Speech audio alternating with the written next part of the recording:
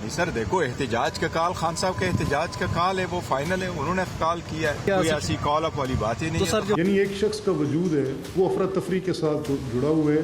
एक वजीर आला आज से 5 साल कबल उसी तरह का एक लश्कर कशी करता हुआ दस्ता लेकर जत्थाबंद उन बुलवाइयों को लाकर दारुल खिलाफे पर हमलावर हो रहे हैं। चौथा हमला है ये। रहम करें इस मुल्क के लोगों पर, और मैं हुकूमत से ये कह रहा हूँ, what are you waiting for?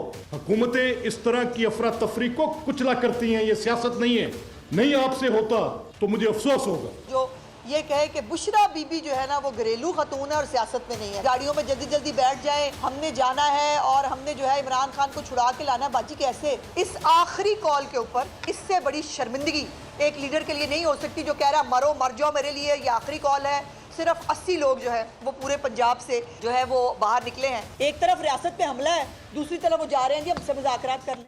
बिस्मिल्लाहिर्रहमानिर्रहीम, अस्सलाम वालेकुम। आप देख रहे हैं प्रोग्राम पब्लिक ओपिनियन और मैं हूं आपके साथ ज़रिया इरफान। नाज़रीन, मुल्क इस वक्त हिजानी कैफियत का शिकार है। पूरी कौम परेशान है कि अब आगे होगा क्या। सियासतदान हो, ताजिर हो, मजदूर हो, दिहाड़ीदार, सभी परेशान हैं कि रोजगार जिंदगी आगे कैसे चलेगा। इक़्तिदार की राहदारियों से लेकर चाय के ढाबों पर बैठे हुए लोग एक ही सवाल पूछ रहे हैं कि अब आगे होने क्या जा रहा है। मुल्क में जारी सियासी अदम इस्तेहकाम कब और कैसे खत्म होगा? सियासी अदम इस्तेहकाम की वजह से पहले से कमजोर मईशत मजीद कमजोर हो रही है, जबकि पंजाब की तमाम अहम शाहराहें इस वक्त बंद हैं। लोगों को आने जाने के लिए सख्त तकलीफों का सामना है, जबकि तहरीक इंसाफ का एहतजाजी काफिला अली अमीन गंडापुर की क़यादत में इस्लामाबाद के करीब पहुंच चुका है। कारकुन रुकावटों को अबूर करते हुए इस्लामाबाद की तरफ बढ़ रहे हैं, जबकि हुकूमती वज़रा ने बार बार तनबीह कर रखी है कि जो भी शहर इक़्तिदार में एहतजाज के लिए आएगा वो गिरफ्तार होगा, किसी को वापस नहीं जाने देंगे बल्कि वो जेल जाएगा। हुकूमती वज़रा पीटीआई के एहतजाज को मुल्क के खिलाफ साजिश करार दे रहे हैं, क्योंकि बेलारूस का आला सतह वफ्द इस वक्त इस्लामाबाद में मौजूद है, तो इस वक्त एहतजाज सिक्योरिटी रिस्क है। वज़ीर ख़ारजा इसहाक डार ने सवाल पूछा है कि पीटीआई इस वक्त ही एहतजाज क्यों करती है जब कोई गैर मुल्की सरबराह मुल्क में मौजूद होता है। पीपल्स पार्टी के शर्जील इनाम मेमन ने एहतजाज को सोची समझी साजिश करार दिया है, जबकि तहरीक इंसाफ की क़यादत का कहना है कि अपने मुतालिबात पूरे होने और बानी पीटीआई की रिहाई के बगैर इस्लामाबाद से वापसी नहीं होगी। बुशरा बीबी ने कारकुनान से खिताब किया और खिताब करते हुए कहा कि मैं अपनी आखिरी सांस तक खड़ी रहूंगी। आप लोगों ने भी मेरा साथ देना है, आप लोग मेरा साथ नहीं देंगे तब भी मैं खड़ी रहूंगी, क्योंकि ये सिर्फ मेरे शौहर की बात नहीं है बल्कि ये इस मुल्क और मुल्क के लीडर की बात है। जबकि बानी पीटीआई, अली अमीन गंडापुर, बुशरा बीबी और दीगर कायदीन के खिलाफ मज़ीद मुकदमात भी आज दर्ज हो चुके हैं। मुल्क के मुख्तलिफ शहरों में पीटीआई के कायदीन और कारकुनान की गिरफ्तारियां भी जारी हैं, जबकि साबिक वफाकी वज़ीर ख़ज़ाना मिफ्ता इस्माइल ने कहा है कि मुल्क बंद होने से एक दिन का GDP नुकसान 300 अरब रुपए है। अब सवाल ये पैदा होता है कि सियासी अदम इस्तेहकाम को खत्म करने के लिए पहल कौन करेगा? डेडलॉक कैसे खत्म होगा? क्या अब भी डायलॉग मुमकिन है? और मुल्की हालात हर गुजरते दिन के साथ गंभीर और मजीद कंफ्यूजन का शिकार होते चले जा रहे हैं। सियासत का ये अंदाज मुल्की मईशत के लिए जहर कातिल है। मुल्की सियासी और मुआशी हालात की जिम्मेदारी कौन कबूल करेगा और मसाइल की गुत्थी कब सुलझेगी? क्या दोनों फिरकैन एक कदम पीछे हटकर मुल्क और कौम को इस हिजानी कैफियत से निकाल सकते हैं?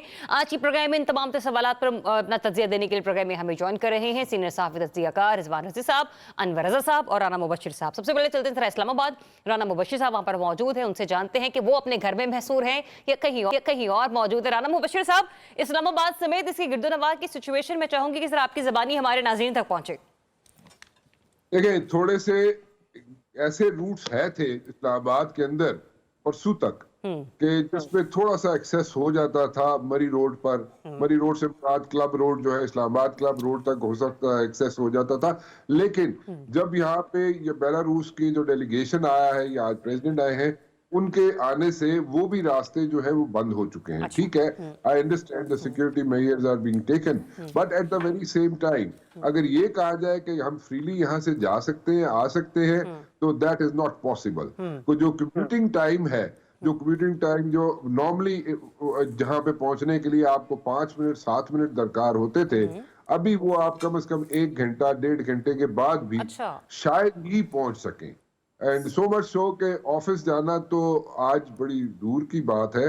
और कहीं आप यहाँ पे अगर किसी शॉपिंग करने के लिए या दुध डब रोटी लैण वास्ते भी चले जाओ तो बड़ा मुश्किल हो जाएगा। अगर किसी को भेजेंगे आप तो वो भी एक एक्सरसाइज है, इट्स अ टीडियस एक्सरसाइज, और वो आपको करनी पड़ती है। लेकिन अब सवाल ये पैदा होता है कि आप कह रहे हैं ना कि रोजमर्रा की जो जिंदगी के काम है या फिर खाने पीने के लिए अगर आपको छोटी मोटी ग्रोसरी करनी है तो उसके लिए अगर आप आज ही निकल पा रहे हैं तो क्या गारंटी है कि आप कल या परसों तरसों जाकर वो इजीली चीजें अवेल कर सकते हैं? अनवर रजा साहब, वैसे तो आप फैसलाबाद में मौजूद है लेकिन पल पल की खबर है आपको इस्लामाबाद की, आप मुझे बता सकते हैं कि इस वक्त जो अली मीन गंडापुर साहब का काफिला है वो इस्लामाबाद से कितना दूर है और ये कंटेनर स्थान में तब्दील हुआ इस्लामाबाद, यहाँ के लोग कितने दिनों तक महसूर रहेंगे?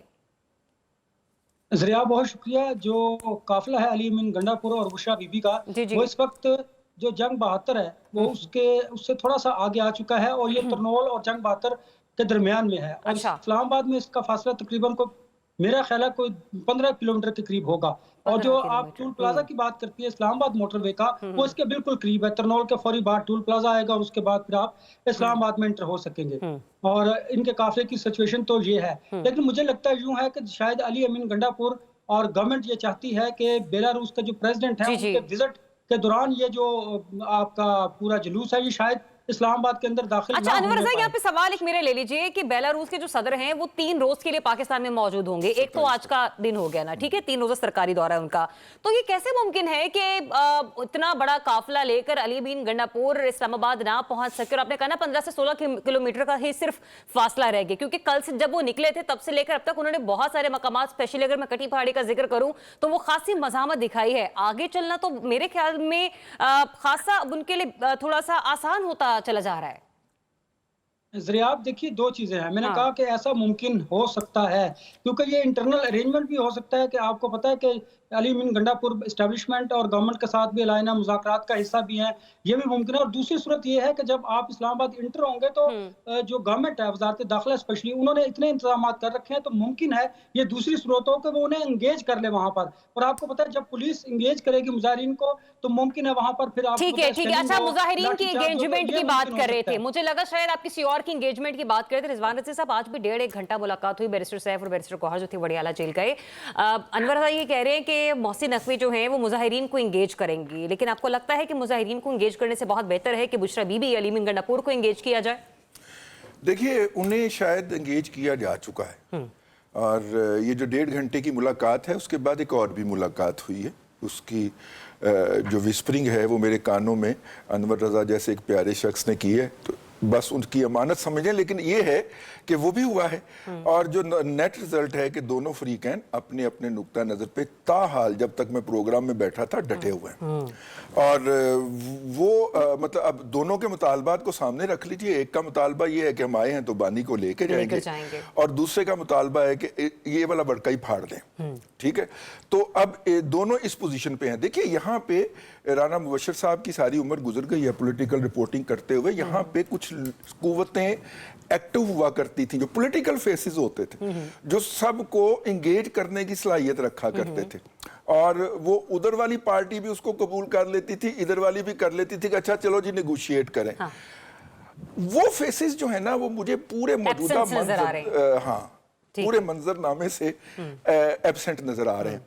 मतलब इस तरह का एक फेस हमारे स्पीकर साहब हो सकते थे, सरदार अयाज सादक साहब। अच्छा। उनको किसी ने एक्टिव ही नहीं होने दिया, ना उनसे किसी ने कहा कि आप एक्टिव हों।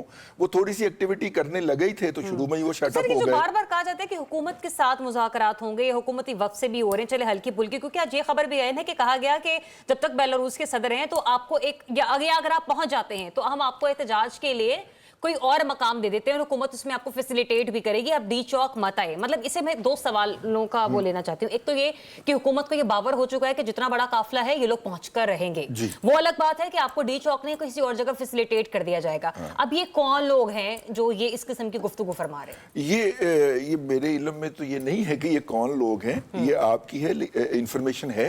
लेकिन आप ये देखिए कि लोग अगर 20,000 से क्रॉस कर जाएं तो उसके बाद आप बिलाशुबा उसको लाखों का मजमा कह सकते हैं। और ये बगैर किसी डाउट के तमाम रिपोर्टें भी उठा के देख लीजिए। फिजिकली तो जाके अनवर रजा साहब देखेंगे जब वापस पहुंचेंगे इस्लामाबाद, लेकिन तमाम रिपोर्ट्स के मुताबिक वो इससे ऑलमोस्ट डबल है। अच्छा। जितनी रिपोर्टें हैं, या इससे तो ज्यादा ही हैं, 20,000 के मैजिक फिगर से तो ज्यादा ही हैं। अब आप उसे लाखों का मजमा कह सकते हैं। और यहाँ से जो वैसे अनवर रजा साहब के बजाय आप ये बातें थोड़ी सी अज़मा बुखारी साहबा को थोड़ी समझाने की कोशिश करेंगे, वो नहीं मानने को तैयार। लॉ एनफोर्सिंग एजेंसी जो है पीछे हट जाया करती है इतने अफराद को देख के, क्योंकि वहां पे कैजुअलिटी का खतरा होना है। लेकिन एक बात हम नहीं भूलना चाहिए, वाजिद नामी कांस्टेबल जो है फैसलाबाद पुलिस का था, मुजफ्फराबाद का रहने वाला था, उसको गोली लगी है और वो शहीद हो गया।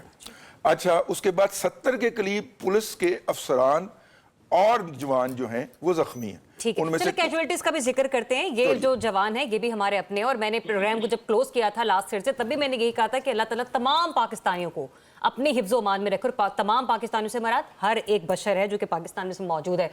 राना मुबशिर साहब, कल जो हमने देखा जिस तरीके से ओवरसीज ने प्रोटेस्ट किया अराउंड द वर्ल्ड, एक बड़ा ही एक मैजिक, एक बड़ा पावरफुल शो था। आप पीटीआई के इस पावर शो की स्टैंडिंग को किस तरीके से उसके एनालिसिस करेंगे? 10 on 10 कहेंगे या कितने स्टार्स देंगे? और जो एक जमी गफीर, जिस तरह से देखे ना, नाकिद हैं रजी साहब भी, लेकिन जो वो हालात देख रहे हैं, उन्होंने कहा कि हाँ, एक बहुत बड़े फिगर में अली अमीन एक काफिले को लीड कर रहे हैं। Your take on this? देखिए जी, पहले तो मैं जरा जो बाहर बैठे हुए लोग जिन्होंने एहतजाज किया था जी उनकी बात कर लेता हूँ। देखिए, वहां पे तो कोई रिस्ट्रिक्शन एज सच नहीं है एहतजाज की, या वहां पे तो कोई चीजें कॉर्डन ऑफ नहीं हुई। तो अगर वहां के एहतजाज को मैं पहले एनालाइज करूं तो वहां पे एहतजाज जो था दैट वाज सक्सेसफुल। और यहाँ पे अगर मैं बात करूं और यहाँ पे क्या हो रहा है, पाकिस्तान के अंदर क्या हो रहा है और कितने फिगर्स होंगे या कितने नंबर्स होंगे, I personally think my sources tell me that अभी कई लोग ऐसे हैं, मतलब कि उनकी तादाद जो है, अगर मैं हंड्रेड्स में नहीं तो हजारों में कह सकता हूँ। अच्छा। वो इस्लामाबाद के अंदर मौजूद है। अच्छा, और आप ही कह रहे हैं कि इतने भारी क्रैकडाउन के बावजूद अभी भी लोग मौजूद हैं अंदर?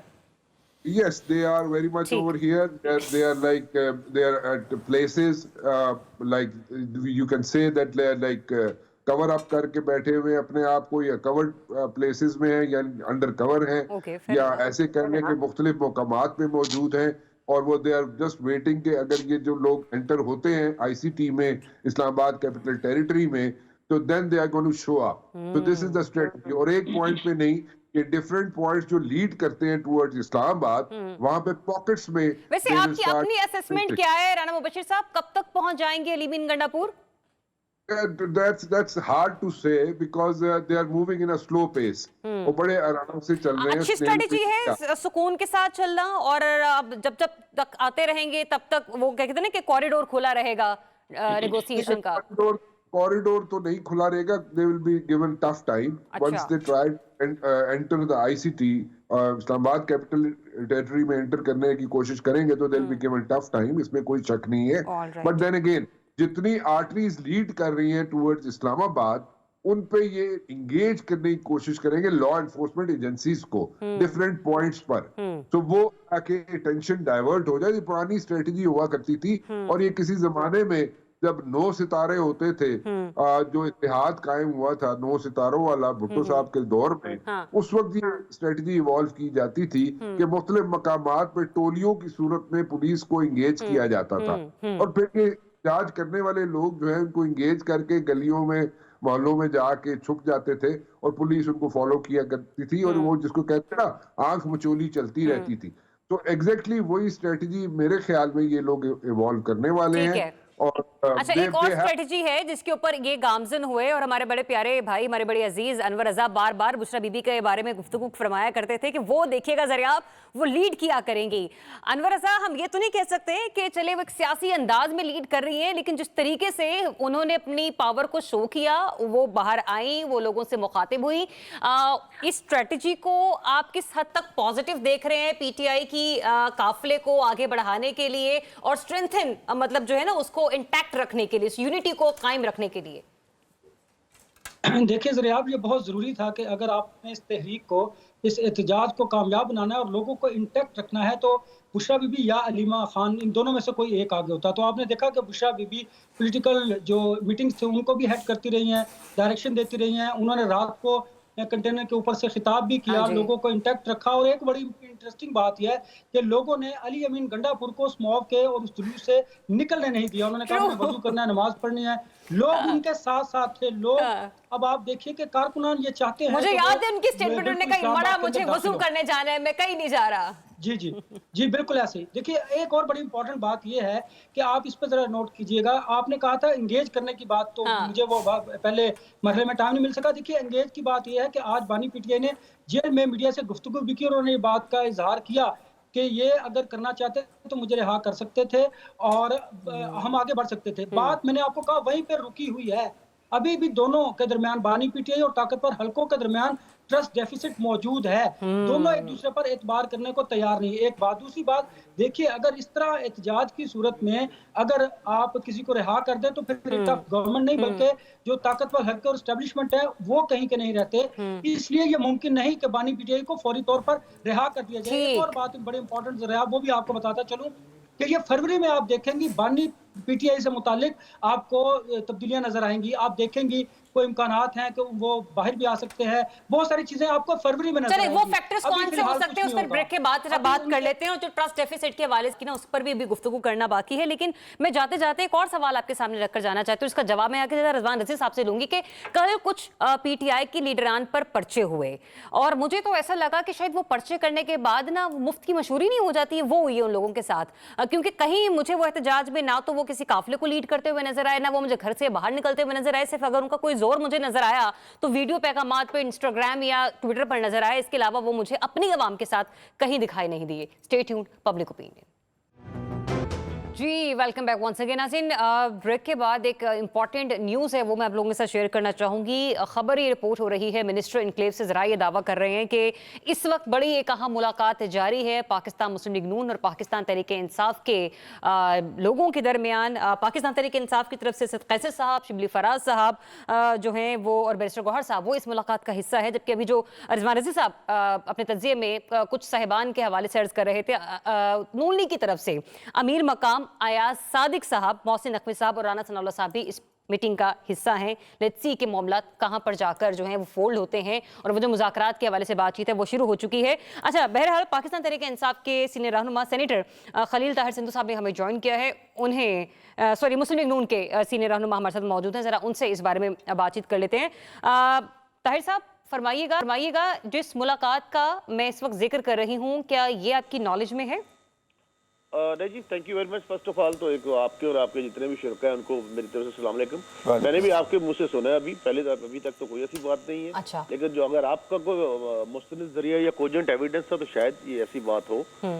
लेकिन पता नहीं इस मुलाकात का क्या नतीजा निकलेगा। अगर हो भी रही है, एक तरफ तो ये बंदे शहीद कर रहे हैं, एक मुबशर है पुलिस वाला उसको मार दिया, एक और मार दिया, इसके अलावा 5 जो है वो जख्मी हैं, सब इंस्पेक्टर जख्मी है, SP जख्मी है। तो ये क्या हासिल करना चाहते हैं इसमें से? ये हमसे रहा किस तरह, हम किस तरह से इमरान खान को रहा कर सकते हैं?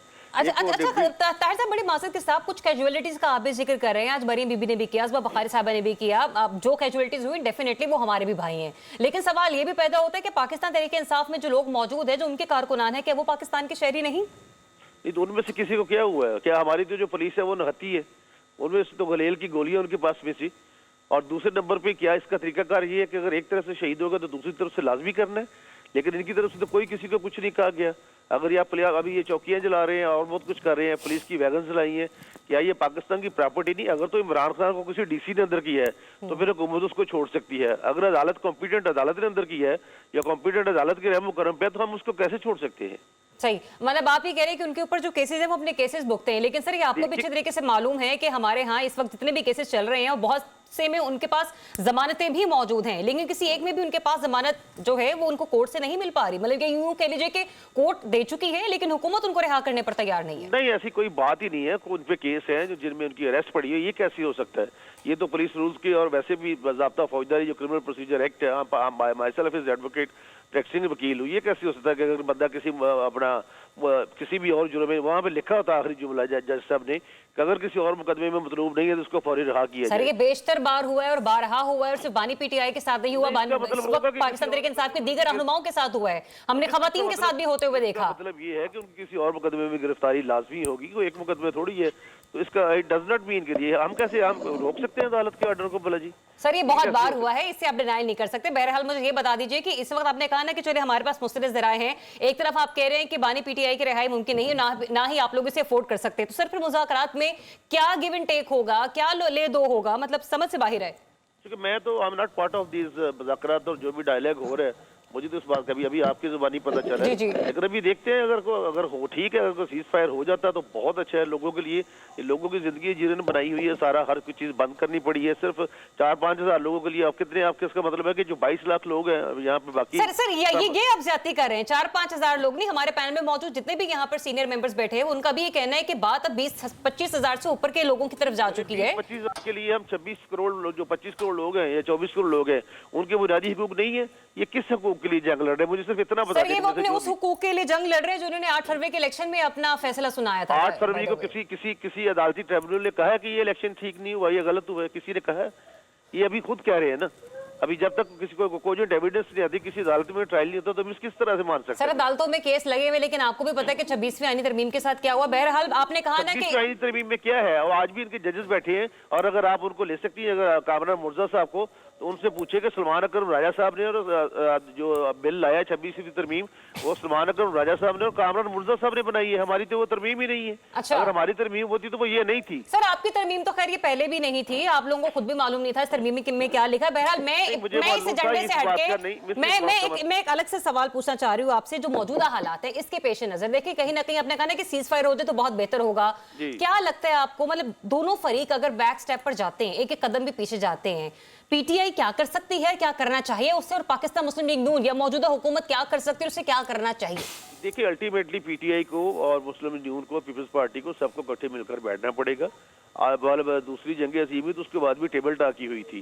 जिनके साथ ये बैठना चाहते वो इनके साथ नहीं बैठना चाहते। ये बार बार जिद कर रहे हैं, मतलब अनोखा लाडला खेले को मांगे चांद के, हमने फौजियों के साथ। सर आप लोगों से भी तो रिक्वेस्ट की गई थी ना, जब अभी तो एहतजाज भी शुरू नहीं हुआ था। कार की है आपको, आपके मेरा ख्याल है, मैं क्या कह सकता हूँ आपको। Sir I am very well informed, मैं यही कहूंगी। दूसरा मैं ये कहूंगी कि वो आपके अपनी स्वाबदीद है कि आप मेरे सवाल का जवाब हर किस बात को डिनाई करना चाह रहे हैं। इट्स नॉट डिस्क्रिशन, मुझे जवाब दे रहा है, मैं इंतहाई बाअदब तरीके से, विद अटमोस्ट रिस्पेक्ट, इन्होंने खुद कहा कि मेरी बंदूक की गोली जो है वो जरदारी की तरफ है, और दूसरी तरफ कहते हैं कि हम एमक्यूएम से, मुस्लिम लीग नून से और पीपल्स पार्टी से मुज़ाकरात करना नहीं चाहते।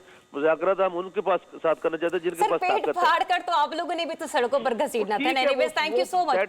देखिए वो सियासत और थी। आप इनसे अच्छा ठीक है जी, चलो एक बात, अगर आप बैठे हैं तो इसका मतलब ये है कि आप इस बात पर ये आगे हैं कि जो सियासी जमातें उनके साथ बैठा जाए, तो ये बहुत अच्छी बात है। चलिए लेट्स सी कि इस मुलाकात का भी क्या नतीजा निकलता है। बहुत शुक्रिया आपका। पाकिस्तान मुस्लिम लीग रहनुमा सेनेटर खलील ताहिर सिंधु साहब हमारे साथ मौजूद थे। अच्छा रिजवान रज़ी साहब, जब आपसे मैंने तज्जिया लिया अपने पहले सवाल का, हमने कहा कि जरिए आप कुछ ऐसे शख्सियात हैं पीटीआई में भी और पाकिस्तान मुस्लिम लीग नून की अपनी हुकूमत में भी कि जिनकी बात को तरजीह दी जाती है, उन्हें सुना जाता है। उन शख्सियात में आपने कहा ना कि सादिक साहब भी एक शख्स पीटीआई की तरफ से, और सॉरी दूसरा आपने कैसे साहब का भी नाम लिया था। सर अब जो हमारे पास खबरें आ रही हैं, आपको क्या लगता है कहां पर मामला जाते नजर आ रहे हैं? देखिए एक आप सवाल जाने से पहले छोड़ के गई थी। हाँ जी, मैं उसका जवाब भी लेना चाहती हूँ। नहीं, मैं वहीं से शुरू कर लेता हूँ। जी प्लीज। जो 2 कत्ल के मुकदमात हैं, मैंने तो वाजिद का ही सुना था, अब ये एक और का भी बता गए हैं, मुबशर का भी। ये दोनों कत्ल के मुकदमात जो हैं वो ये नामजद फाइल हुए हैं। पहले के बारे में तो मैं आपको एतमाद के साथ कह सकता हूँ, और जो क़यादत इस वक्त लीड कर रही है धरने इस जुलूस को, उनको नामजद किया गया है उसके अंदर, तो इसलिए नामजदगी तो हो गई। अब ज़ाहिर है कि उसका एक प्रोसीजर होगा, उस मुकदमे को मतलब कि खारिज करवाने का भी तो ज़ाहिर एक प्रोसीजर होता है ना, तो वो जाना पड़ेगा उसमें। एनी हाउ अब आ जाइए आपका जो दूसरा सवाल है कि देखिए ये जो एंगेजमेंट हो रही, एंगेजमेंट के वाले से हम बात कर रहे हैं, ये दोनों कुव्वतें दोनों तरफ ये शख्सियात हैं जी, PMLN की तरफ भी और वो भी, और ये एंगेजमेंट हुई है। चलिए बानी पीटीआई ने अलाउ किया अपनी टीम को कि वो पॉलिटिकल फोर्सेस के साथ बैठ जाए, अच्छी बात है।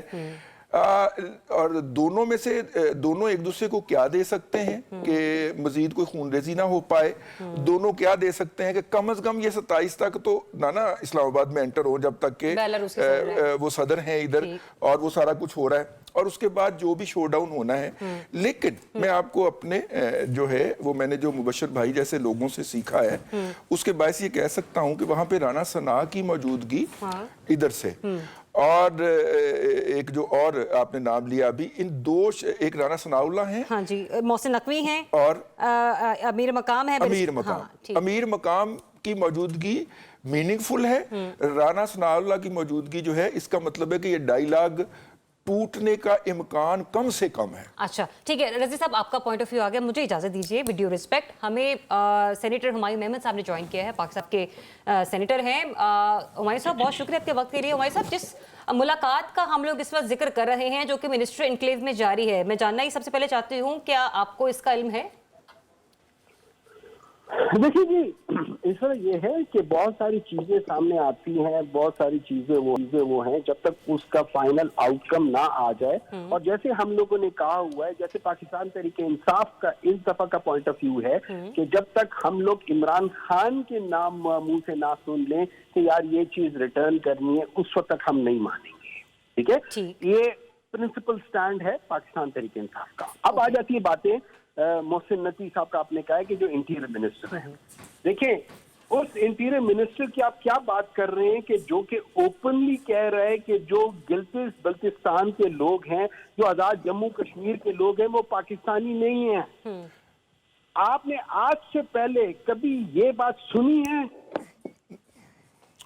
सेनेटर हुमायूं मेमन साहब, नहीं, ऐसा नहीं हुआ, उन्होंने डिनाइल कर दिया है जी। उन्होंने ऐसा नहीं है। बड़ी माजरत के साथ मैंने भी ये खबर, सर बताइएगा, सर मुझे बताइएगा, वो बातें सुन लें। देखिए, let's put it like this, for the sake of this country please we should not lie. हमें झूठ नहीं, बिल्कुल नहीं बोलना चाहिए, बिल्कुल ये बात बिल्कुल नहीं की, नहीं की ना जी, उन लोगों से नहीं की। सेनेटर साहब, इस पॉइंट पे तो आपने भी बात कर ली, लेकिन इस वक्त मेरा सबसे बड़ा मसला ये है कि जो मुज़ाकराती दौर है वो आपको, आपने कहा ना, किस तरह फोल्ड होते हुए नजर आए। एक तो आपने कहा कि फाइनल कॉल खान साहब की ही होगी, वही बताएंगे कि हमने आगे करना है, ये मुज़ाकराती मेंबर जो हैं वो बैठ जाए। हाँ जी, इस पे आ जाता हूँ, उस बात को मैं हटा के आपके लिए मैं उस बात को टच नहीं करता, लेकिन मैं इस पे आ जाता हूँ। देखिए, इस तरह है कि हर एक चीज की एक हद होती है।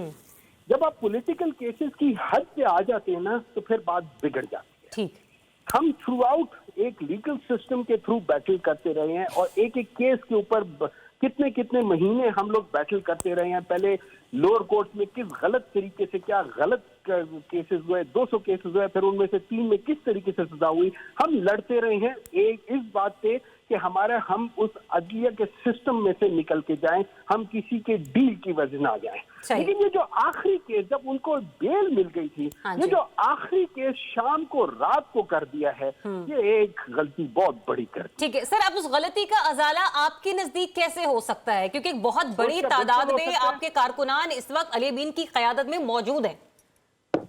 सर जी, उस गलती का अजाला ये गवर्नमेंट इस तरीके से कर सकती है, क्योंकि ये गवर्नमेंट ने गलती की है, वो अपना केस वापस ले, वो इमरान खान को बेल की बेसिस पे आजाद कर दे। हम ये नहीं कह रहे केसेस, वो जो पुराने केसेस थे खत्म करें, उनको बरी कर दे कि यार इसमें से नहीं, हम कह रहे हैं उनको बेल दे दे उन केसेस पे। उसके बाद इमरान खान को बाहर आने दे, Imran Khan as a political leader negotiate करे with all the political powers and every power that exists in Pakistan, and with political personalities or with someone else.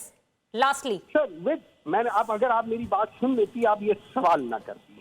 मैंने कहा है with all the political parties, including all the powerful people, ठीक, जो which exist in Pakistan. ठीक है, fair enough.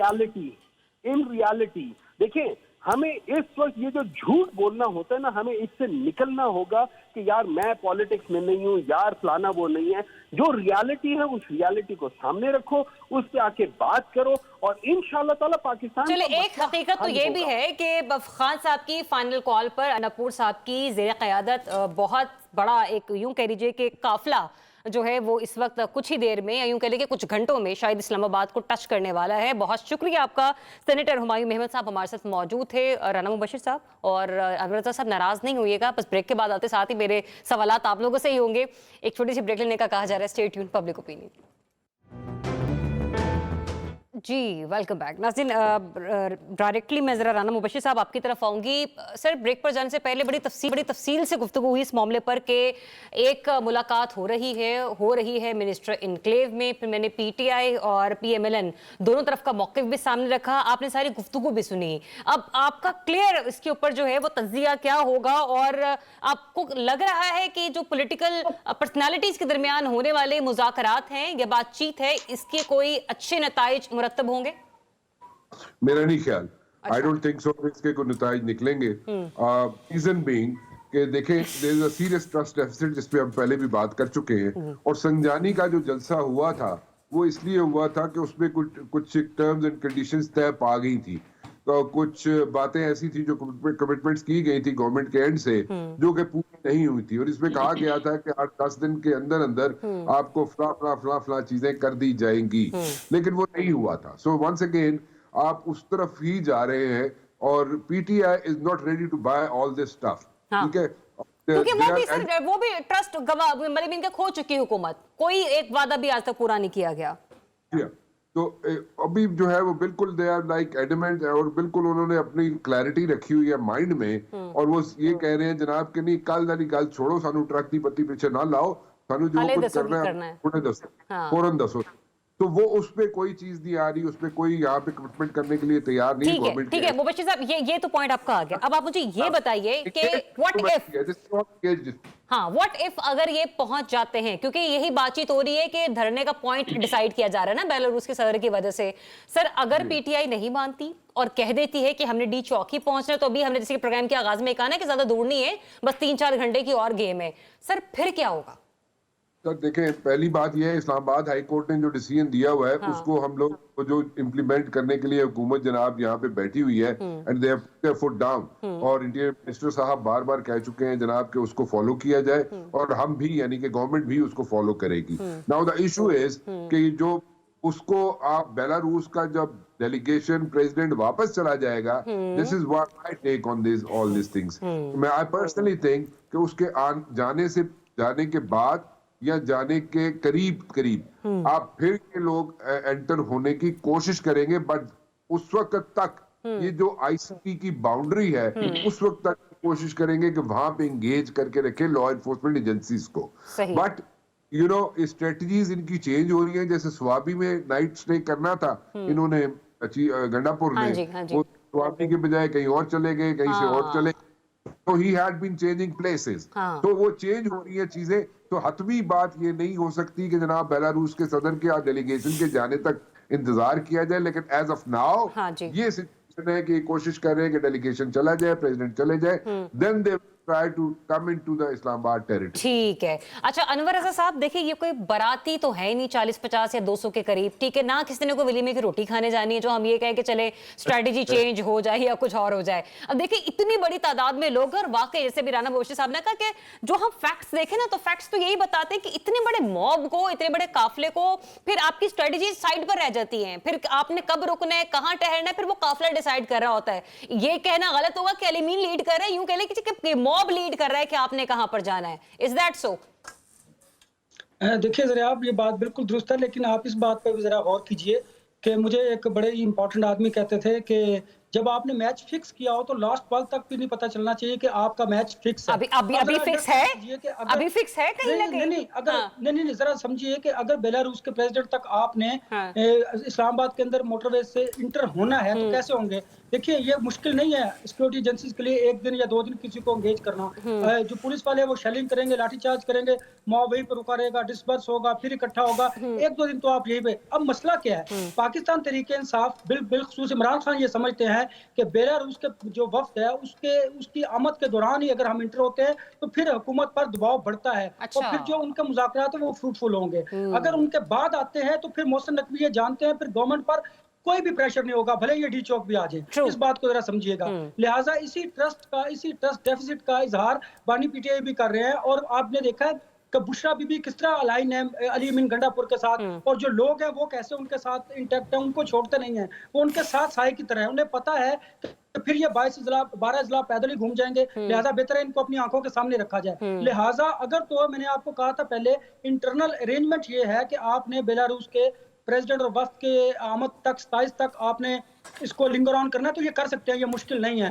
लेकिन बानी PTI की ये कोशिश है और वो कहते हैं, वो चाहते हैं कि ये किसी ना किसी तरीके से आप इस्लामाबाद के अंदर दाखिल हो। अच्छा, जो इस्लामाबाद हाई कोर्ट का डिसीजन था, ये बात भी जेरे गौर है कि ये जो मुज़ाकरात हो रहे हैं किस बात पर हो रहे हैं, जो इमरान खान की रिहाई के मुतालिक नहीं हो रहे, ये तय किया जा रहा है कि जो किस स्पॉट पर जाना है। हाँ। जी उसको कंट्रोल। अच्छा, मेरे पास अनवर सिर्फ लास्ट मिनट है, एक बड़ा इंपॉर्टेंट सा सवाल है, मेरा बड़ा टाइम से फंसा हुआ है, जरा रजीज साहब से कहूंगी मुख्तसर सा कमेंट करें कि 40 सेकंड है आपके पास। सर जी, ये आमिर डोगर, जैन कुरैशी, उमर कुरैशी और ये हमाद अजहर, वो आप एक मिसाल देते हैं बड़ी अच्छी सी कि गंजी नहाएगी क्या, निचोड़ेगी क्या। मैं कहूंगी कि इसी मौके पर एक और कोई मुहावरा हो जाए। नहीं, मैंने क्या मुहावरा कहना जी, तीनों ने घर में बुला के गिरफ्तारियां दी हैं, ठीक है। ऐसे ये गंजी वाला लतीफा मेरी तरफ रेफर करना, ये ज्यादती वाली बात है। अच्छा, कुछ अल्फाज जरा हमाद अजहर साहब के बारे में कहते थे, बड़ा सरप्राइज था, मैं बहुत बड़ा सरप्राइज दूंगा। मेरा ख्याल उन्होंने गायब रह के बहुत बड़ा सरप्राइज दिया है। अभी तक वो किसी जगह पे मुनस्सा शहूद पे नहीं आए, किसी जगह पे नजर आए, ऐसे ना करें, ट्विटर पे नजर आए हैं, लेकिन फिजिकली वो कहीं पे भी नजर नहीं आए। ठीक है, वो केपीके में होने वाले जलसों में पहुंच जाया करते थे, यहाँ पे नहीं पहुंच पाए। चले, मेरे पास प्रोग्राम का वक्त खत्म, अपना बहुत सा ख्याल रखिए, मुझे दीजिए इजाजत, अल्लाह हाफिज।